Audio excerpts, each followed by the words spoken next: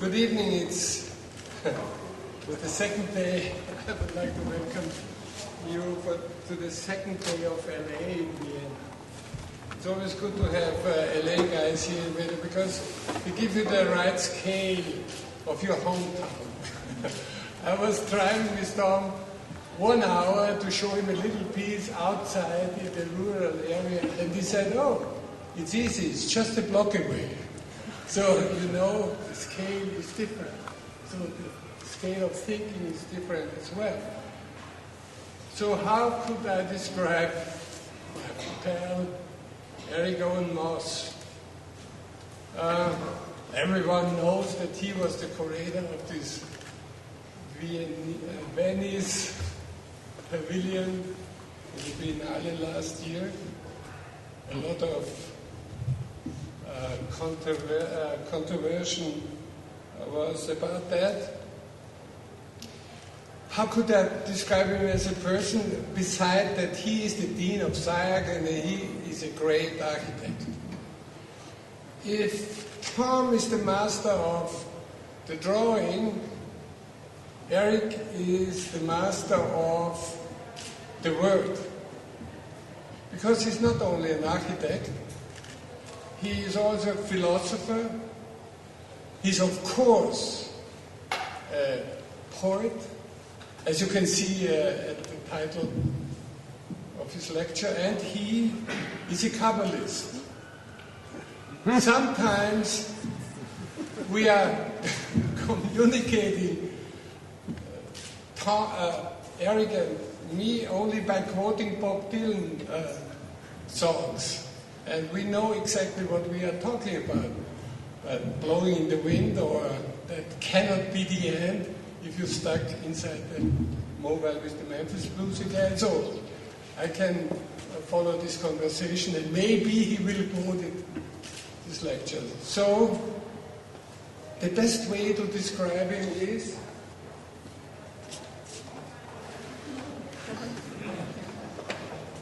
showing his secrets.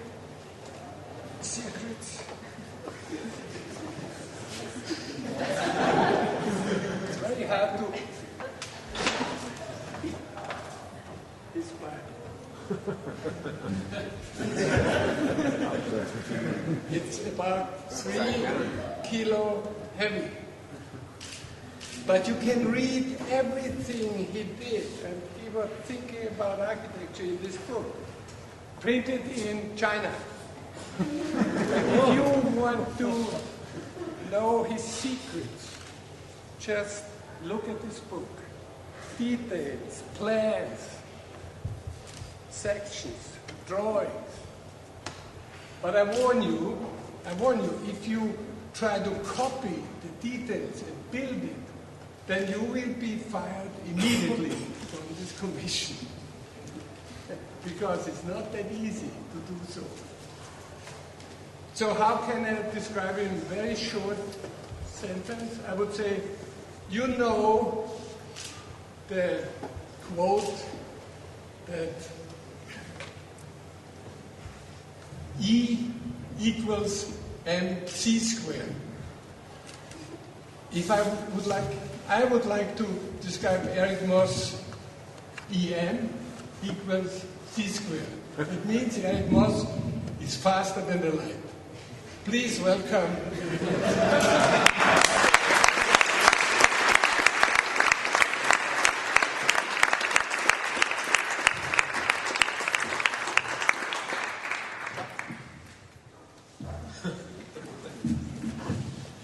Nice to be here. Thank you very much for the extremely generous introduction. I was looking at the list of speakers, which is quite a long and distinguished list. And I think we can all remember when the list was short and not very distinguished.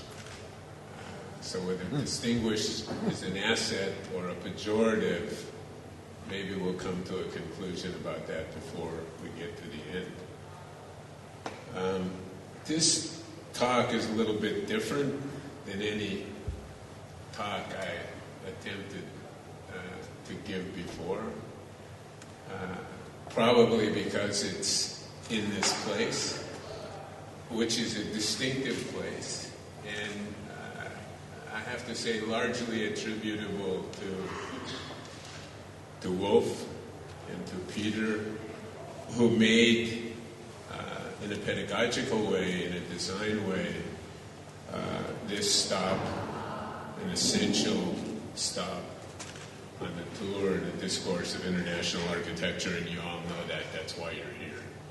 And the person who pioneered that parade is, of course, Professor Hollein, who sits here with his arms folded, ready to render serious judgments. So this lecture is, in a way, for everyone and for no one. And in a sense, it's very ordinary. And the way we really should do it is that each one of us, in turn, should do what I did here, which is to put together a collection of images of various kinds. Serious, profound, hilarious. Part of a collection that I've made over a number of years, just piling up things that I see from different places in the world, and somehow using them. You know, if you talk to your psychiatrist, and if you don't have one, sooner or later you probably get one. What they'll tell you is, if it matters to you, you're laughing a little bit too much, huh? But if it matters to you, it matters. Meaning, it's not that the subject is extrinsically, empirically important. It's that the subject is important to you, to me, and the consequence of that is what I'm going to tell you has to do with what issues are issues for me that I think really sit underneath the architecture and provoke the architecture or stimulate the architecture, or to which the architecture responds. You sit up here lecture after lecture and you look at images, and from very unusual and very talented architects. And one of the issues that you're all told axiomatically to follow belongs to this quote. I said when Wolf was talking, I'm not sure what he was saying, but he made a reference to this. This belongs to the famous, he used to be a German thinker, but he's transmutated now as an American thinker. His initials are FN. And he is telling us, build your cities on the slopes of Vesuvius, which means, obviously, go take a risk. Everybody should take risks. And everybody agrees with that. So everybody is taking risks. In American advertising, it's called being outside the box. But the problem at this point is everyone is outside the box. And so the real meaning of risk, which is, I think, a question for all of us, is certainly a question for me. What is the meaning of risk? It may have something to do with the path you didn't take, or the option you could have chosen and didn't. And I would be very careful to watch out for what I would call the image of risk, the form language of risk. So when you look at certain kinds of things which at one point were difficult to do, were unlikely to be done, nobody was doing them, they were rare, and risk had something to do with being isolated, being separate, being unique. It's not on your iPhone. Separation. So what I'm saying is risk has something to do with separating yourself. So if everyone is taking the same risk, and if there's similarity in images, watch out for the image of risk which ain't very risky. This I like very much. It comes from a Roman cistern across from Hagia Sophia before there was a Hagia Sophia. So down below grade, the Romans built a cistern. This is the head of the Medusa. You remember the Medusa, the snakes, the stone. If you look at the snakes, you turn to stone. So what's important to me about this is it's a way of suggesting how architecture moves. All of you want to move architecture, discover, change, alter, see it differently. How does that happen? And I know in America, in many cases, there's a sort of congeniality quotient, meaning it moves incrementally, it moves step by step, some acknowledgement of yesterday integrated with today, looking for tomorrow, and so on. This is a very different proposition. I think this is the way things change. They ripped down the Greek temple. They tore it apart. Romans rolled through, tore it apart, took the columns, used the columns to support the cistern, turned the columns upside down. So they took the Greek religion, the capitals, the Medusa, the Greek story, took the Greek religion, flipped it upside down, and stuck the column heads in the water. So what are they saying in a way? The Greeks are a kind of nemesis for the Romans. I mean, the Romans are gargantuan. The Romans have utility. The Romans have efficiency. But the Greeks have Aeschylus, and the Greeks have Phidias. And the Romans don't have that. So there's a kind of fundamental antipathy between the two cultures, and Rome is now moving. This interpretation belongs to me, I have to say. I didn't read it. But this is the Romans moving the Greeks out of the way, turning the columns upside down, and sticking the Greek columns on their head in the water. That's the way architecture moves. This is another example. Down the street, next to the Colosseum in Rome, before there was a Colosseum. So along comes the ubiquitous Nero, and he builds the well-known Domus Aurea. You know the Domus Aurea, so this is the one with the... And always Lucan's building the Kimball is attributed to the influence of him. So this you know. So Nero builds his piece, and then along comes Trajan. Not so long after, Trajan comes along, and what does he do? He dumps his baths on top of the Domus Aurea, shoves the two together, again as a kind of intersection of one over the other, one force meeting another force. Can't quite demolish it. You can go into one, you can go into the Domus Aurea, and you can see the consequence of what Trajan did. You can't destroy history, but you can bend it around substantially. So this is again an example of how ideas go forward in architecture. It's aggressive. It's aggressive. This is a discussion I picked up somewhere between, Marco Polo went from Venice, and he was for 20 years or so working for Kublai Khan. And this is a hypothetical discussion between the two men when Marco Polo is about to return home. And it's interesting, and it touches a very important point which I think belongs to all of us. So Kublai says, hey, Marco, what are you going to talk about? And Marco says, I'm going to tell them what happened, but they're not going to listen. What they're going to hear is what they already know. What they're going to hear is what nobody in this room would be like that. But this is what he anticipated would be the result of telling someone something they haven't heard. And the question is, in working in architecture, can you listen for something you haven't heard?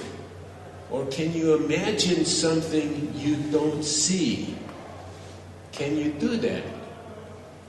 Or do you just hear yourself talking to yourself? If that's the case, it stays the same. Can you listen for what you can't hear? This comes from Angkor Wat in Cambodia. There are a lot of discussions in architecture about the durability of architecture, how it lasts, how it endures, and so on. So this is completely true and completely false. In one way, in one sense, and I know this from some of our own work, it's extremely fragile. If you touch it or you bump it, it becomes, in an important way, something very different. On the other hand, because of how it's made and the way it's made and out of what it's made, it has the capacity to endure, and not only to endure, but to outlive the cultural content, to outlive the cultural arguments that were part of its initiation. And therefore, at a certain point, we don't know what it is or why it is, but we can guess. So this is for me a kind of, and it's something I carry around with myself. It has to do with meaning of building. Very, very durable, enduring, very fragile, very ephemeral, both simultaneously. This always reminds me of Los Angeles.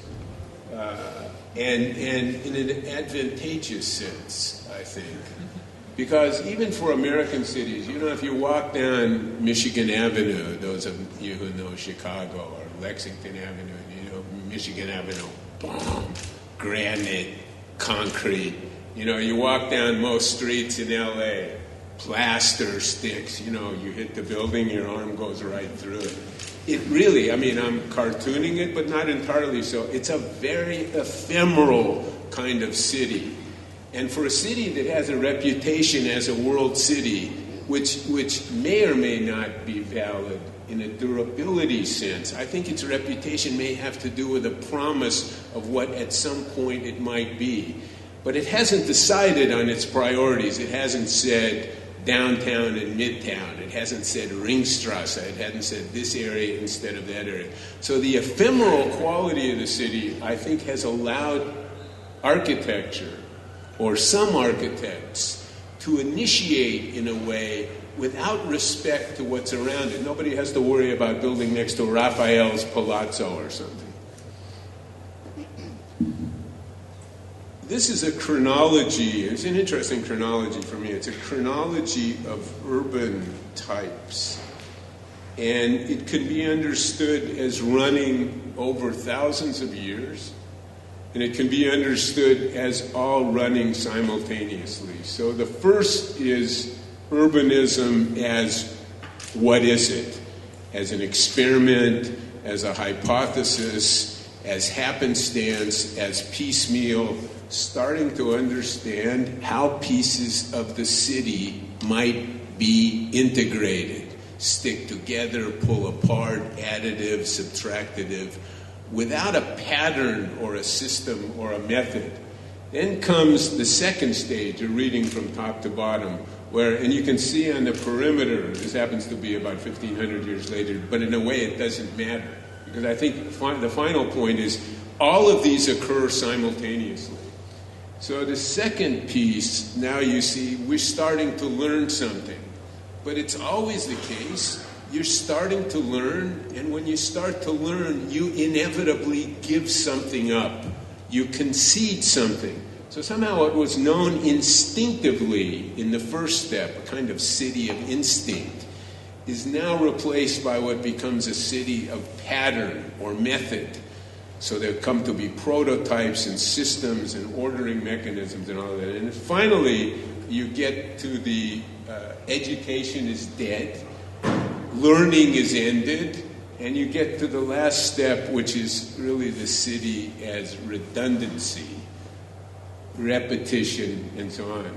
But I think in a city like Los Angeles, you can see all three of these that occur simultaneously. There always is the question for us, and maybe for some of you, what constitutes a building? What's a building? And how do you know? And there are very conventional dictionary elements or components. This is a wall, this is a window, this is a door, this is a floor. And I think for us, once you decide that the definitions that you find all around you aren't adequate to say what you need to say, then it opens up an infinite number of possibilities. So that what's a building is a kind of perpetual question. This is although it looks very different, is related to the city as instinct. And I've shown this a lot, and this just happens to be Brazil and Argentina, which wouldn't be the same as showing Brazil and Germany. But in this case, one of the intriguing aspects of football, what Americans call soccer, is you can train and you can practice and you can begin to develop patterns. And then you watch the game, and the game is fascinating. It's almost nothing happens. Back and forth and back and forth. And all of a sudden, bang, something very peculiar happens. And almost impossible to anticipate that. How it happened and where it come from. And I think that quality to find a surprise, a genuine surprise, which can never be encountered in the regimen, which is part of practicing and studying and learning, is an essential part of architecture. And if that disappears, even in the image of risk, then you've lost the component that says that suggests that it's possible to make surprise, as in football. This comes off the jacket of an Umberto Eco book called Foucault's Pendulum. And I liked it because it says something, I think, to all of us about all of the issues and all of the subjects and all of the ideas that are available to all of us now. The internet, for sure. So that pieces of information, and you're going through this, the Masters of the World and the Comte de Saint-Germain and the Great Pyramid and Rosicrucians and the Knights of the Temple and all of these, which makes us, I think, uniquely in the historiography of human affairs, puts us in a position to see damn near everything, whereas other cultures in other times, even not so long ago, were much more insular, much more discrete, much more separated. So you got all this stuff in your skull, bumping into everything else. All these pieces of information, all of these ideas, all of these hypotheses, all of these problems, all of these potential solutions. How the hell do you sort all of that out? How do you sort all of that out? Well, this is in a way a very new problem for all of us. You got all of this stuff, and every day some other person comes up here and says, look, man, you want to be a radical architect? Make it look like this. You know? Is that so? Is it so for you? If it's not so for you, what's the alternative? And of course, in a somewhat facetious way, the hero shoves it all into a Kabbalistic computer, and the ubiquitous computer sorts it all out. But of course, this is not possible because somebody is running the machine that does the sorting. This comes from an illustrated children's book of Don Quixote, and another favorite subject of mine.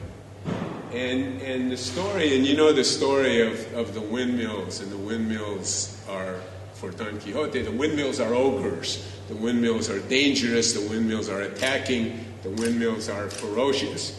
And Sancho, who is a pragmatic, practical, let's stay out of trouble as long as we can guy, says, hey man, they're just windmills. What's all the fuss?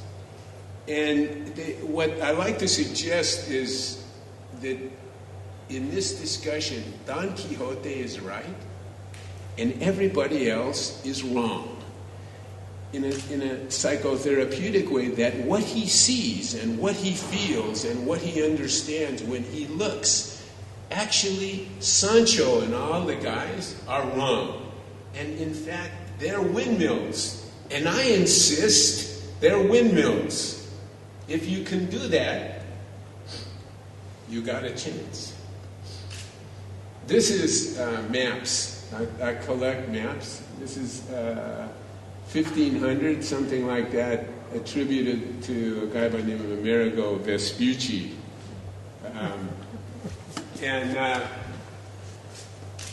This is California. California is an island. Did you know that? Actually, he's right. California is still an island. And what he did, his mistake was not separating out L.A., which is really the island.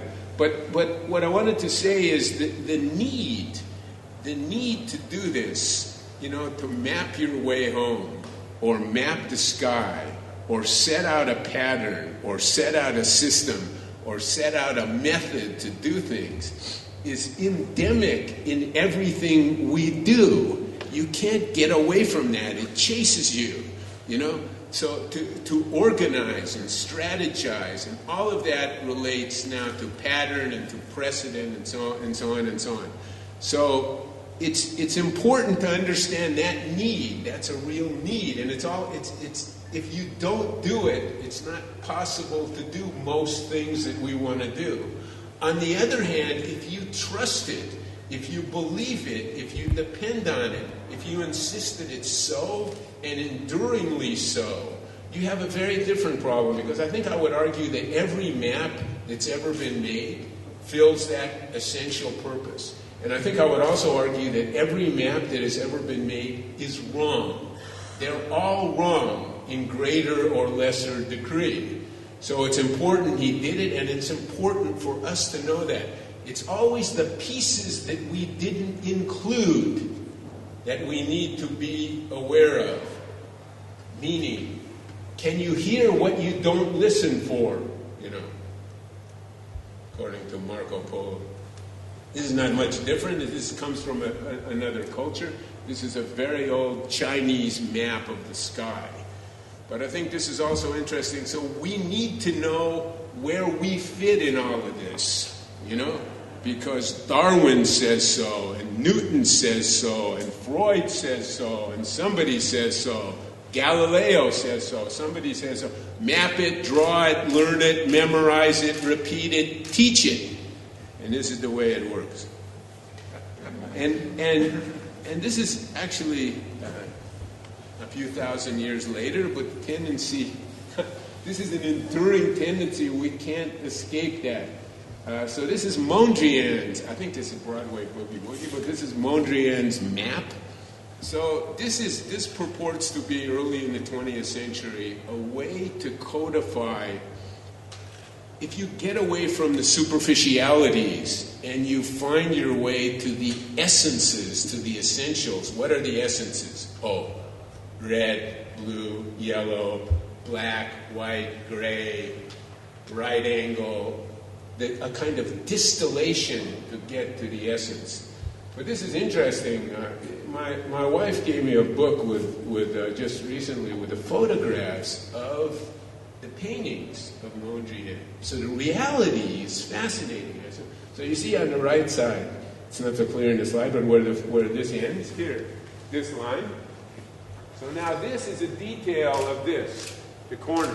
Yeah, you see the corner? And of course, the tape falls off. The brushes in the paint, you can read the lines of the brushes and so on. So the precision and the austerity, so the essence ain't an essence. It's actually not working. So you can make an argument for this as the print, but the reality of the artwork, the physical, tangible, palpable reality, is actually something quite different. So while he's arguing for it, if you turn around and look at the painting is actually doing something else. This is late 19th century by a guy named Seurat, French painter. And on the banks of the Seine River. And one thing that I learned from this, and that I think could be useful to you when you think about these problems, it's very conservative, you know? And if you study, which I didn't so much, but if you study the sociology of that culture in that time, in that city, inhabiting that river on Sunday, I think the name of it is Sunday in the Park, you see who wears what dog's on what leash, who wears what hat, all of that stuff. So in that sense, the sociology of the painting, nobody is disrupting it. Nobody is throwing bombs. Nobody is behaving too strangely. Except the technique of the painting. The technique of the painting, you know, this stuff. The dots, you know, the dots. So the technique of the painting is actually astonishing. So in one way, as a way of seeing or feeling or even thinking, you could argue that one underhanded or one subversive way of rendering the art is a comment, hypothetically, on the conservative content of the painting. So what I'm arguing for, and I think is part of this, is the admixture of something which is extremely conservative and at the same time introduces a way of seeing which suggests a very different way the world could be understood, and then both on the canvas at the same time.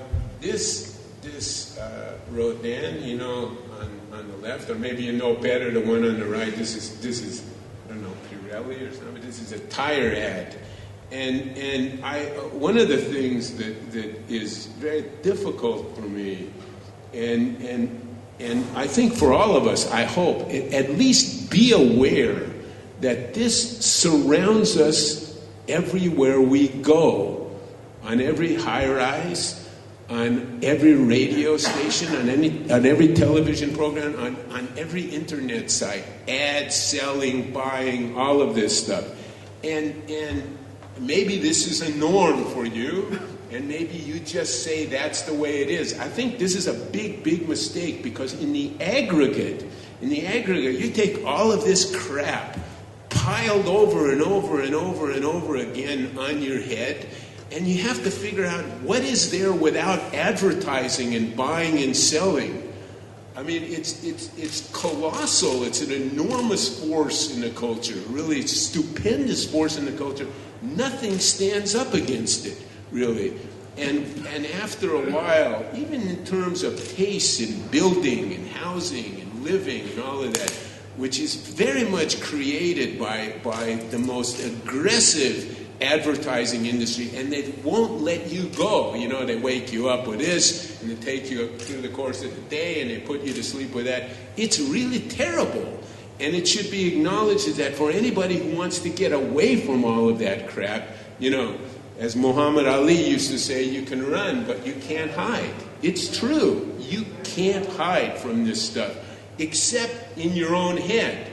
So I think it's very important, especially for younger people, to realize this isn't the way it is because they say so. This isn't the world because they tell you so. And they tell you over and over and over and over. You know, the more clever the PR guy is, the more clever invention of yet another site to make another billboard. You know, and this counts in a certain world as intelligence. It's also interesting how they use history, which doesn't matter in most cases because many people don't know it, don't study it, don't care very much about it. So history becomes the image of history in many cases, but not the content. So whatever you think the meaning of the thinker is, and whatever Rodin's guy is cooking up in his mind, I think what it suggests is a quality that the psychiatrist Jung used to call introverted, meaning what's in you that belongs to you, not to the guy sitting next to you, not to the car that just went by that you wish you had. What's in you that belongs to you? The introverted guy, the thinker, who doesn't necessarily know the solution, but maybe he at least knows there's a problem. which is a step. The other guy is the extroverted guy, yeah, the tire salesman. So the tire salesman, I don't know whether the implication is if you're smart and you're a thinker, you'll buy Pirelli or something like this, the advertising. Can you imagine a meeting in some advertising agency, Ogilvy in London or something? Say, yeah, we'll put this guy on the tires, and he's a smart guy, and thinking, and everybody say, yeah, very intelligent. Let's go buy Pirelli, you know.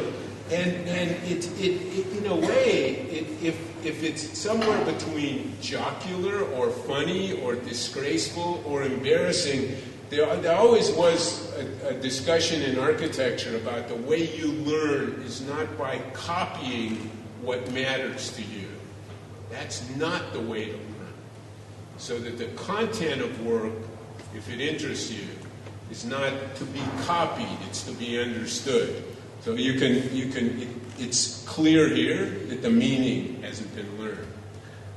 This is Lucian Freud, another relatively contemporary painter. And he said an interesting thing, which, if it pertains to you, it's a weight. It's a big weight to carry. And what he said is that the only thing art can do, and how this applies to architecture we can talk about another day, the only thing art can do is to discourse on what's autobiographical. Meaning the only thing you really know is you, his opinion. And therefore, what genuinely arrives as a subject for art, and maybe for architecture, has to arrive in an introverted way, in a personal way, as opposed to an extroverted way. This is one of my favorites. This is a lady performing with the Lyon Ballet. And so you all know the famous American slogan, what you see is what you get, you know? So this is for sure crap.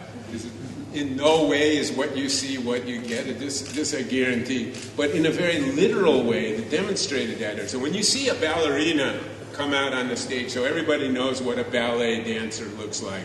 Very lithe, thin, muscular, athletic, all of those attributes, very young. And so they trot out on the stage these 10 characters, with a fat, slow, weighty, ponderous, slogging along. But so you think, Jesus, they can't do anything because they don't have what you see is not what you need to see in order to validate the fact that they can dance, right? So then, what happens? They start to dance like hell. All over, very beautiful, all over doing all the things that the ballet can do, disproving ipso facto that what you see is what you get, what you see is what you don't get, but in case you didn't get it, in case you didn't, in the end, to strip off all the padding, and then it looked like the normal dancers. There are a series of these by Michelangelo. They're in a museum in Florence, lined up, and I had a story that was useful to me about this, and talked to somebody in Florence who said the story was useless and untrue, but essentially it has to do with Michelangelo making these figures out of blocks of marble, and they're finished or they're not. And in a more contemporary sense, in a more contemporary aesthetic sense, the juxtaposition of it's just a stone and it's a figure coming out of the stone, so that opposition and the possibility might actually come out, or it might return, but something, so that the truth of the project, which interests me a lot, is not one thing, or one way of thinking, or one way of seeing, or one way of understanding. The truth of the matter is this tension between possibilities, therefore he did it intentionally. And this was, so I go around saying that. Then I bumped into the curator who, at least from his point of view, said, that they were never finished. The client didn't pay. Michelangelo left and went to do something else, and he would never countenance showing work that was unfinished. So you have to pick which of those two stories you like. This is to me, a useful discussion in terms of the publication and the discourse on architecture. And the one on the left, House Beautiful, was owned by a corporation called the Hearst Corporation, William Randolph Hearst, very conservative, owned a lot of newspapers and magazines, I think in the 30s, 40s, and 50s. I think did some books too in America. And at one time in the early 50s, they made a very famous essay. You can Google this thing, you should. It's an interesting essay because it shows what was going on when modern architecture actually did have enemies and actually was a threat, which architecture, I think I would argue, needs to have. So in the magazine cover on the left, they talked about the danger of the advocacy. This is in the early 50s. The danger of coming modernism, the tyranny of the style, the associations with the left and communism, and it was going to defoliate the wonderful American way of country life. There it is on the cover, American way of country life, and the commies and the communists and the Bauhaus and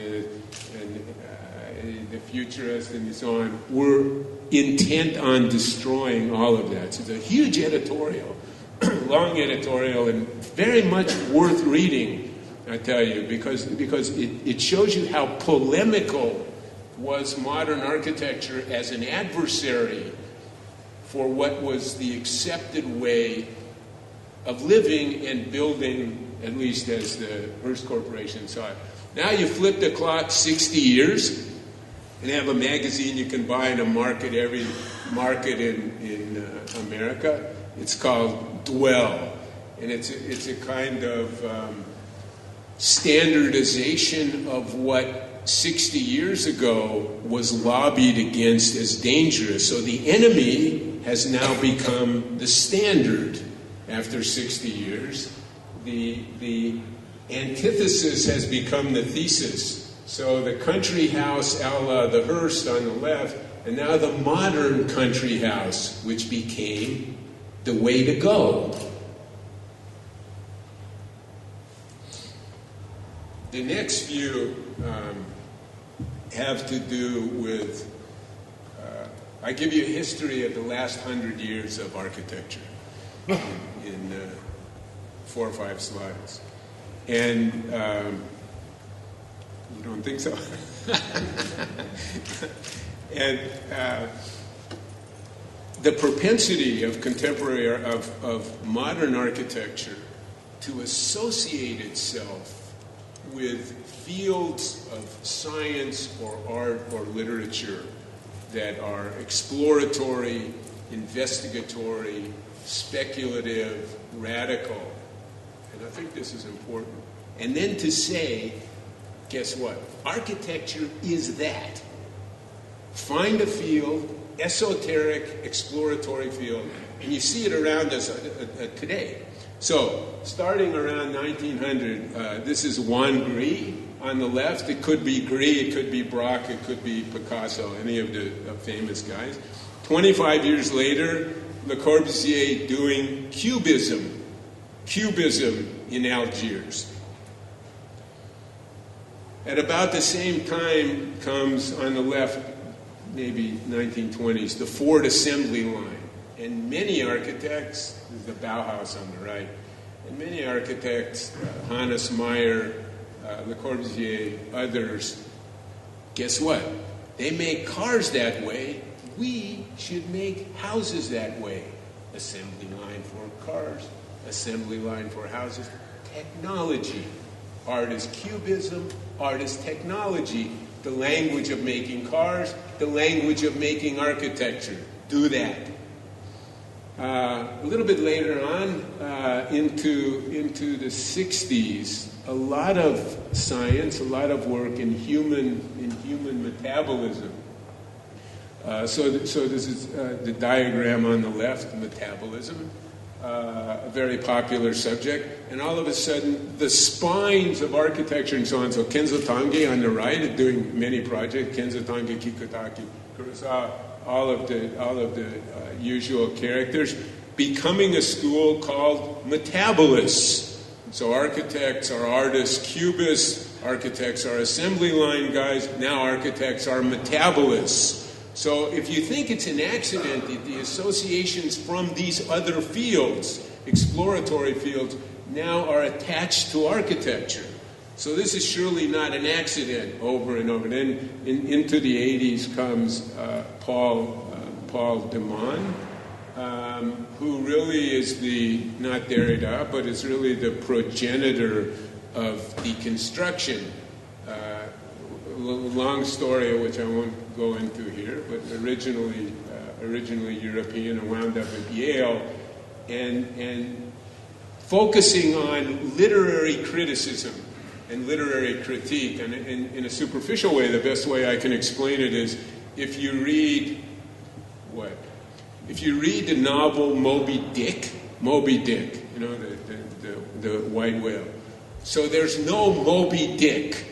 There is no singular Moby Dick. There's no Melville's Moby Dick as far as there are lots of Mobys and lots of Dicks. And this is a function of each reader and each interpretation. So not to be slightly facetious, but this is the story. There's no singular way to understand. This is a way of looking at literature and discussing literature. And this is Peter Eisenman's project at the Wexner, which I think there are many projects that could have been selected for all of these, but was considered to be a quintessential example of what was called deconstruction.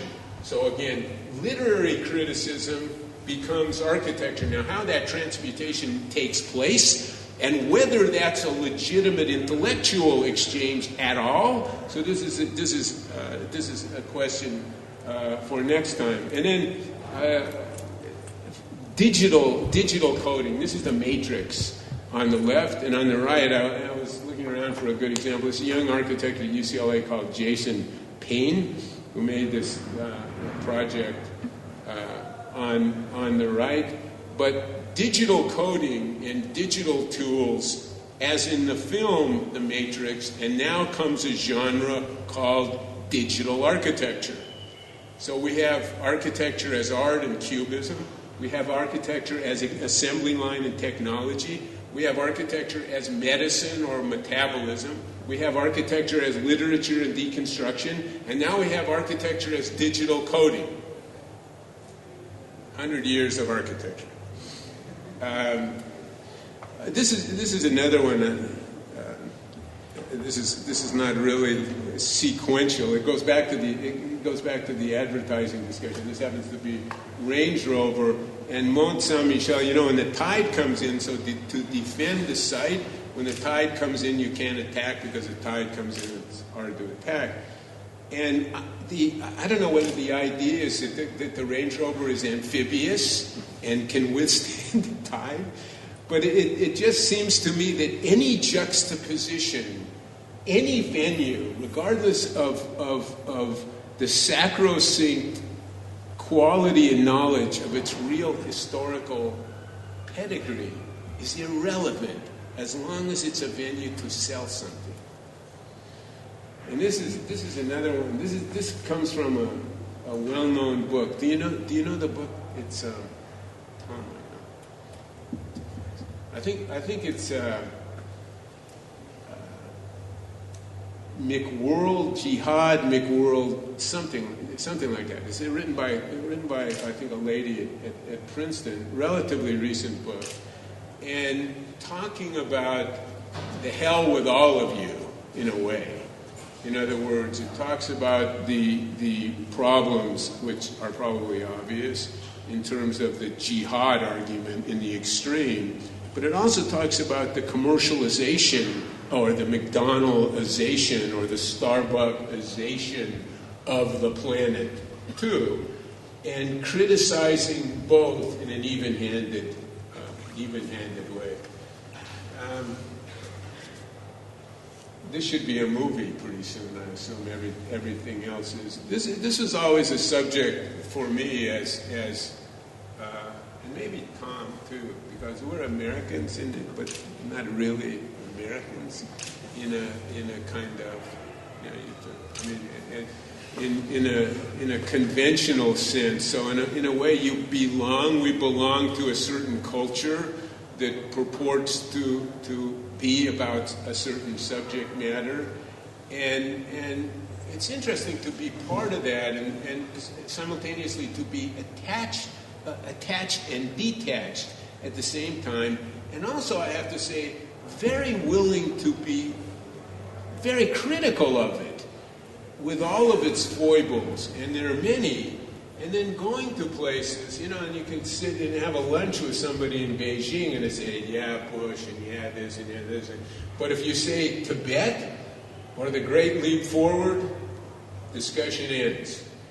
And I think there is something about, there might be, being an American of a certain kind, there might be even a kind of honor in it. In other words, in a way, belonging to nowhere, but being able to learn from everywhere in different ways, and being able to be critical without having any particular allegiance to a place. Wolf is probably has those qualities too, somehow, in Austria. This is an odd one to me, and it just, when we were talking about whether there are friends and whether there are any enemies on this list of friends and enemies. If you look at KISS, the band, and you look at the way they dress, and if you want to chase this back to the Dadaist movement or any of that, when the objective seems to be to make a point that what those people are doing is unacceptable, not acceptable to us, we'll offer you an alternative. I think one of the things that makes the world move and change, makes people take risks, is the dissatisfied quotient. I don't like it the way it is. It could be other than it is. It could be different than it is. It could be better than it is. So why the hell are these guys hanging out with people on the New York Stock Exchange? What happened? These two are supposed to be antithetical to one another, so they both surrendered in the end. So where's the argument? There's no argument. This is also of great interest all around the world, the question of race. This happens to be a parade a few years ago.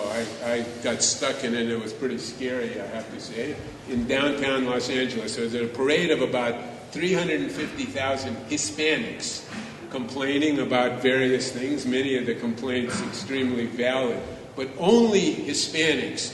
So you can see that for all the globalization and all the ecumenicalism and all the egalitarianism, there are very important differentiations, separations, social differences, political differences. I think it's a mistake to ignore those. This is related to that. A few years ago, the Foreign Affairs section of the New York Times asked us to design the border asked a few architects to design the border between Mexico and the United States. And what I liked about it, the assignment, is that, again, it took architecture out of the normal discourse and it put it in a very different realm of public policy and political priorities. So we propose, there are a lot of complaints about tunnels under the border and so on and so on. So we made a project, actually, that suggested a whole series of what I would call public policy positions as they affect attitudes of countries to one another and social and cultural exchange. So this is a role for architecture, for sure. A number of years ago, we made a book we called Gnostic Architecture. And the tool for making that was a sculpture called the Helmet by Henry Moore, who some of you know, well-known sculptor. And the size of this thing literally is about this, like this, the helmet. And the way it works is it's not the helmet of Achilles, where you put it on and eyes, ears, nose, and one is congruent, so the helmet is congruent over the head for obvious reasons of protection. So Henry Moore's helmet was done in a different way, so there is a shelter or there is an enclosure, but it's not total. And then there's something else which doesn't fit, and the something else is this element inside, which is nominally the head protected by the outside. And we then made an argument that this model is actually a way, conceptually, of doing contemporary architecture. And here's the way it works. The outside of the helmet, we call the outside. There are 5 pieces. The outside of the outside. The outside of the helmet is the outside of the outside. Inside that space is called the inside of the outside. So looking at a project, outside of the outside, inside of the outside, then there's a space. I said it's not congruent. Outside of the outside, inside of the outside, space. And then this element in the middle. So there's a space, and we call that space the glue. Glue, G-L-U-E. So there's some tension between the inside of the outside and the outside of the inside, and then finally the inside of the inside. So just run too fast. Outside of the outside, inside of the outside, glue, outside of the inside of the inside. Different aspects attuned to different qualitative issues in a project. So this is a conceptual model for architecture, and we used it to make that book, Gnostic Architecture. Speaking of, I always liked this Courbet painting. And I used to use it to open lectures and say, architecture has to be the act of a desperate man. And everybody would sort of laugh. Didn't believe it. A few people believed it. But there are actually a lot of translations of the title of this. It's the eyes that really get you. It's the eyes. But desperate man, misfit is another translation. And I think the idea of misfit goes back to some of the points that I've been making, which is misfit is precisely where you want to be in order to be outside a kind of formulaic conception of the way you ought to think, the way you ought to learn, the way you ought to understand, and the way you ought to build. So outside of the outside means misfit, means risk, means a path you're taking that you might not have taken before. This comes from, this is a beautiful image, I have to say, and I'm just intrigued by the image itself. I saw it in you should get this film. It's called The Wind, Yeah, The Wind. It was made in 1928 by a Finnish director called Victor Seaström. And I saw it in the concert hall downtown in Los Angeles. The conducting was by a guy named Esa-Pekka Salonen, who was also Finnish.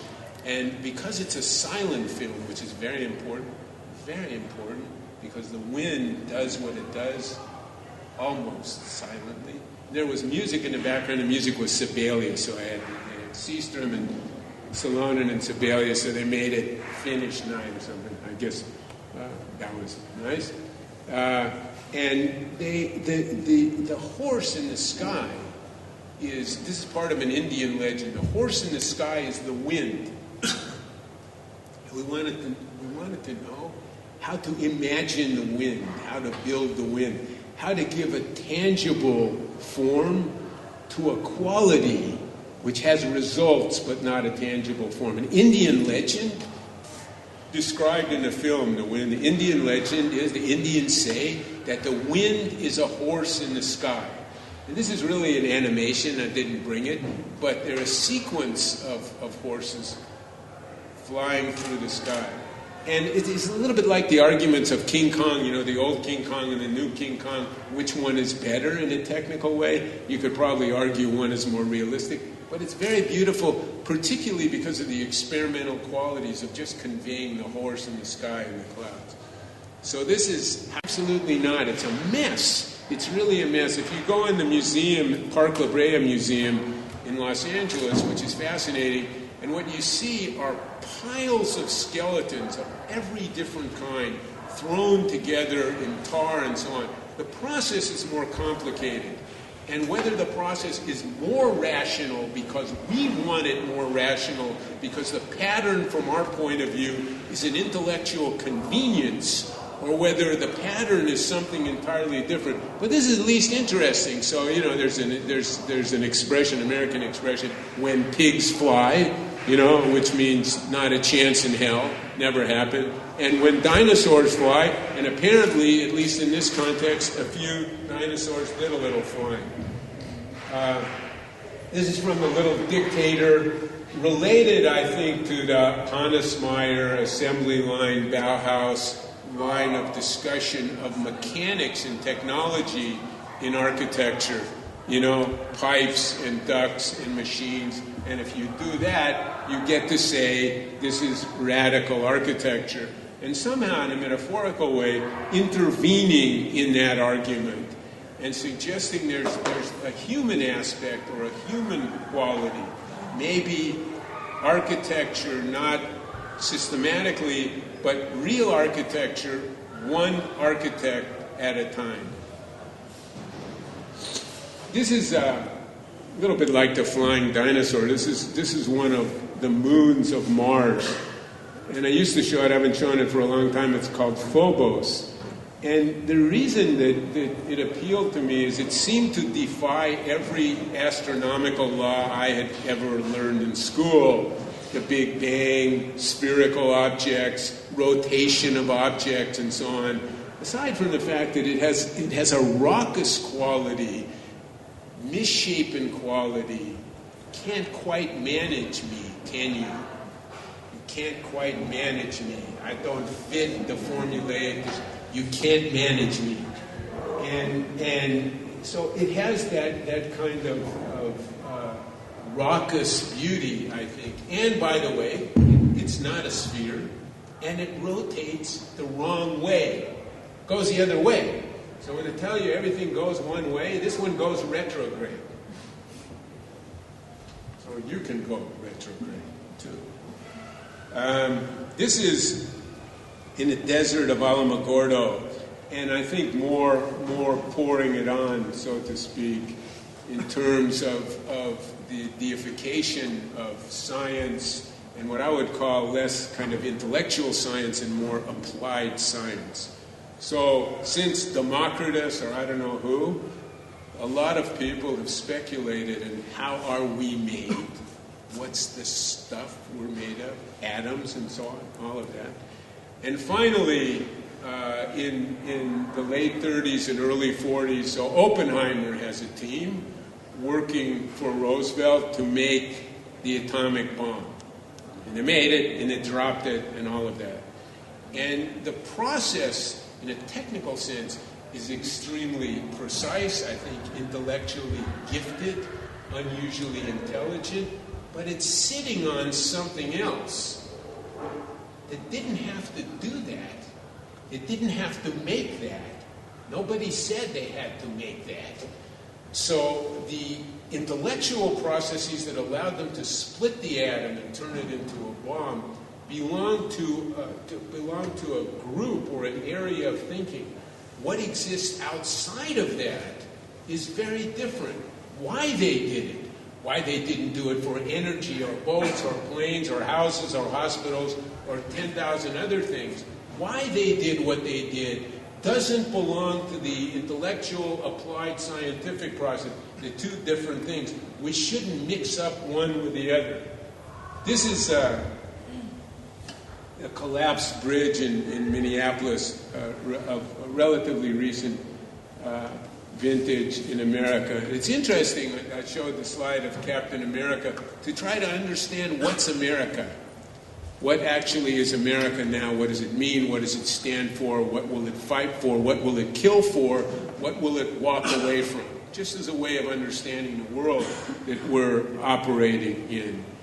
And when you see, 300 kilometers per hour going from Shanghai to Beijing, and in America they can't make a train, and the infrastructure is falling down, and arguing about who should pay the bill, So this tells you a little bit in a qualitative way about where the country is, that it seems to be not only lost, I know it can hunt down bad guys in far-off places, but as a place to live and think and work, it's a very open question what America is and where it's going. I think just a couple more here. This was an important subject for me, particularly with respect to students, and again, the issue, like on the Mexico border, the issue of public policy in architecture, which is to say the public side or the collective side vis-a-vis the private side and individual use. One is the Staatsgalerie, it's Sterling's building in Stuttgart, and the other is the Carpenter Center at Harvard University. And I thought what was done here in a very innocent way, this is not so much the architecture, and Sterling, of course, knew Le Corbusier's building. And in the building just outside the yard at Harvard, between Prescott Street and Quincy Street, so as you know, he ran a public ramp. So if you're late for English and you're running from English to physics, instead of going on the normal street, you run through the arts building. It's pragmatic, it's practical. It's not in order to see sculpture and graphic design and art and so on.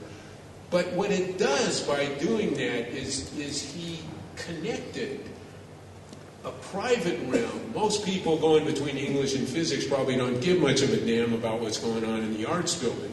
And it is an important way, a public way, an urbanistic way of not differentiating private use and private purpose with public use and public purpose, and putting the two together, operating in a single building, and making it easy and useful and practical to do that. Not insisting you got to go look at a Van Gogh. No, I don't want to go look at a Van Gogh. But it's on the way. And in doing that, bringing that part of the culture, as Sterling did in his Staatsgalerie, into the life of the public realm. So it's an interesting precedent. Maybe this is obvious and self-explanatory in terms of the priorities in the world, but it is fascinating when you look at the arguments that all of you hear so frequently about make it green and make it sustainable and all of the sort of saintly, virtuous associations with architecture and engineering. And, if you triple glazed every new building for the next 10 years, if al-Zakari puts a missile on the refineries in Riyadh, it's not going to make any difference. Meaning that oil policy is an international topic. Alternative fuels are an international topic. This is not an argument for saying that works of architecture that are unusual can't illustrate as exceptions to the rule how energy might be more intelligently managed. But the subject is not architecture subject, it's not engineering subject. It's a different subject in a different realm, and it belongs to a different group of people to manage. And if you look at the horticulture on the refinery side, and you look at the housing on the other side, and you look at the sewer that passes for a river, this is all in Nigeria, they're not doing a very good job of managing it. A couple more. This I think is an extremely optimistic forecast for what architecture and engineering can do now in a broadest sense, in a social sense, in a political sense, in an environmental sense, in an economic sense, that enormous projects are not fantasies, that colossal projects for your generation are plausible, doable, should be argued for, should be pursued.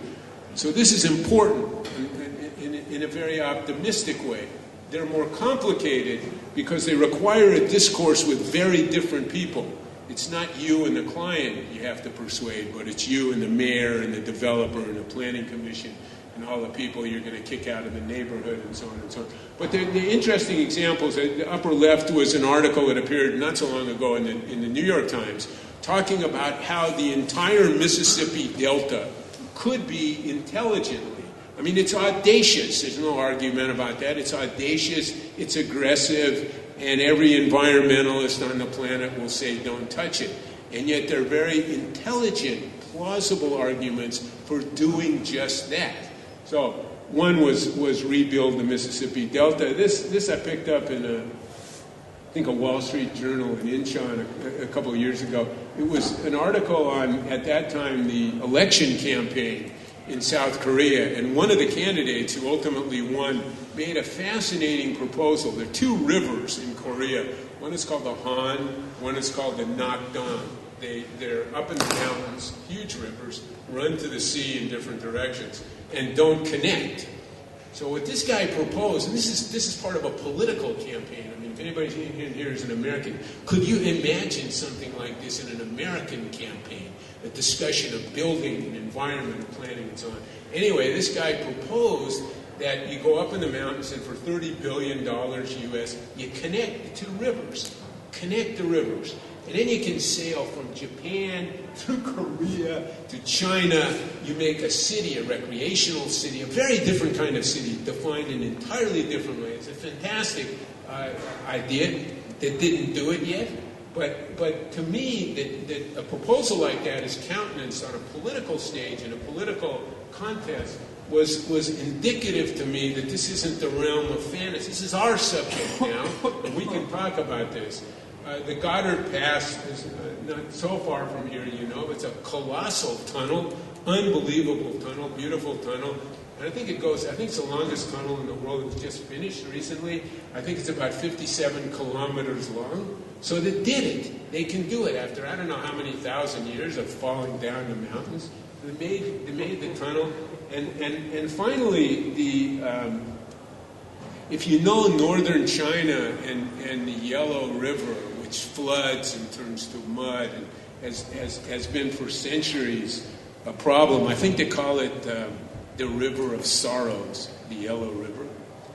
So they're moving the river. They're moving the Yellow River. They're actually doing it with a lot of argument and so on. But it created so many sorrows, maybe at least part of the argument is it won't get worse. And theoretically, they can make it much better because of all the damage over all the centuries. So we can debate the efficacy of all of these things. But for you people, I think it's important to see these kinds of projects are being discussed. I mean, this is in America, this is in Korea, this is in Switzerland, this is in China, all over the place. It's going to happen. And the discussion of projects at this scale for people like us is very critical. This is the last image, and at this point it's probably redundant. This is an image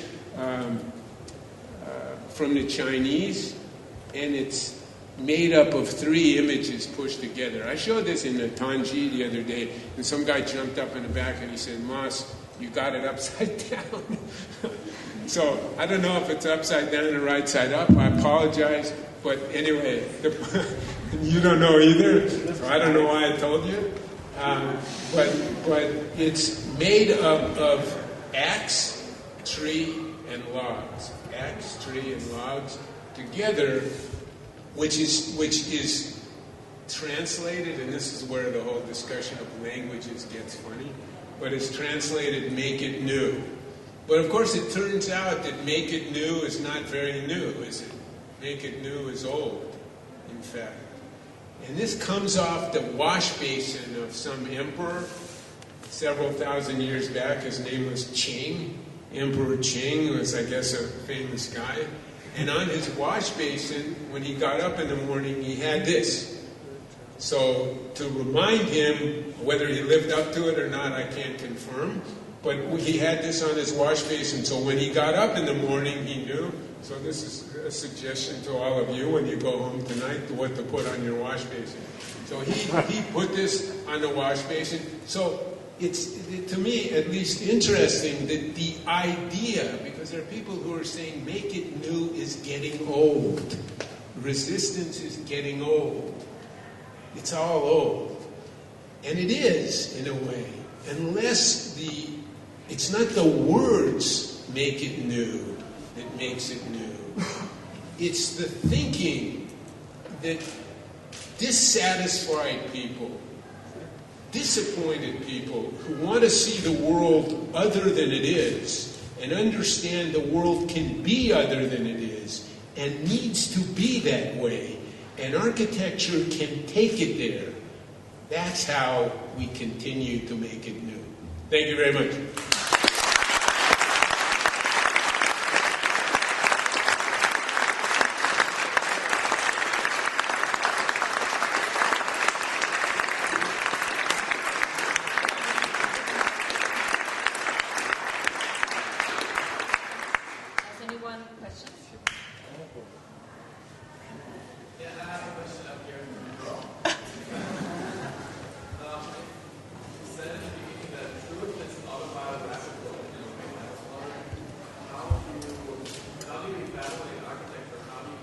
Raise your hand. He's up there. He's up there. Oh. So you can escape. Yeah. Yeah, no, I just can't. I'm looking into the light. Say it again. How do you, if you say truth is autobiographical, how do you justify or evaluate architecture and then justify its canon and its discourse? Well, first of all, I don't think I said it quite irrevocably. What I said was Lucian Freud, who is an artist, argues that art is autobiographical. So we didn't establish a law if you're looking for a law somewhere. And I think the argument is don't look for too many laws, or if you look for laws, just keep in mind they have a short life. I think in a subtler way, the point is the inside matters too, not just the outside. It's not just the advertising. It's what comes out of you, or is unique to you, or insightful in your experience with the world. That ought to be the source of new ideas. That's his argument, and I'm sympathetic to that. That's all. Okay, thanks a lot. Eric, since this is in school, could you say a word about the relationship of these, the stream of ideas that you've been telling us, and its relationship to the generative attraction of one's architecture, since these are people that are all struggling for that, and its relationship from associative to literal. You might have to repeat that. Yeah, no, Tom's saying there are a lot of ideas and a lot of subjects offered to you, information, and how in a more specific, literal way is that useful or helpful in informing specifically the architecture you do? Or not specifically, through a much more complicated associations of things that trigger attention. Right. Well, actually, the intention was not to be helpful in that sense, and not necessarily the intention really. And I think in a pedagogical way, and I think Wolf has made sure that this school works that way. That with very different kinds of architects and very different kinds of work, the responsibilities you have to do with thinking critically and developing intellectual tools that allow you to understand, to appreciate what good architects have done, but not to sign up, not to develop allegiances, and to understand, for instance, the discussion about the origin of associations of modern architecture with all of these other fields, and how architecture seemed to assign itself a pedigree by associating itself with other fields in the world, and then making it look like those things, not only its language, You can see the vocabulary of the machine. And what is the vocabulary of the machine? The machine will make the new world. It'll fly planes, it'll span rivers, it'll climb mountains, it'll build big buildings. The machine. And this is not an argument against machinery. It is an argument against deifying a piece of a much bigger story and using it as a form language which it may not at all represent in terms of the operation of a machine, but the linguistics of a machine which have been canonized as progressive architecture. Don't go for that. Don't do it. You didn't do it, and you have to find your own way. Everybody won't do that. Everybody can't do that. But this is not necessarily a way to say, do this and not do that. It has to do with looking at all of the things that are available. The issues is like Foucault's pendulum is about as broad as you can get in terms of topics. And we all have those problems. You walk out the door, you can go straight, turn left, turn right, go up, go down. I mean, all of those kinds of decisions in a conceptual way have something to do with the way you understand the world. In a more profound way, they have something to do with the kind of architecture you originate or don't. And there are a lot of ways to do architecture, a lot of ways to think about architecture, a lot of ways to argue for architecture. This is my way. So next week you'll hear a different way. What I think is that these tools allow you to evaluate everything you hear and to look at it in a somewhat different way, in a more critical way. Not in a negative way, but in a more critical way. So there's room to make it new, not just on your wash basin, if you can make it new again. And I think you can. So don't be a subscriber. Thanks.